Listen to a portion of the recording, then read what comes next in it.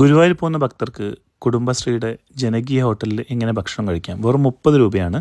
ഇത് കിഴക്കേ നടയിൽ മഞ്ജുലാൽ ഷോപ്പിംഗ് കോംപ്ലക്സിൻ്റെ നേരെ ഓപ്പോസിറ്റ് ഉണ്ട്. ഗുരുവായൂർ നഗരസഭ ജനകീയ കുടുംബശ്രീ ഹോട്ടലാണ്. ഇവിടെ പോയി കഴിഞ്ഞ് കഴിഞ്ഞാൽ നമുക്ക് 30 രൂപയ്ക്ക് ഊണ് കിട്ടും. ഇവിടെ 12:30 മുതലാണ് ഓപ്പൺ ആവുക. ഹോട്ടൽ 12:30 മുതൽ നമുക്ക് ഊണ് കിട്ടും. ഇവിടെ പിന്നെ പാർസലിന് 5 രൂപ എക്സ്ട്രാ ബിരിയാണി അങ്ങനെയൊക്കെ ഉണ്ട്. ഇതാണ് സിസ്റ്റം. നമ്മൾ ടോക്കൺ എടുക്കുക, പ്ലേറ്റ് കൊണ്ടുപോയി വിളമ്പി തരും.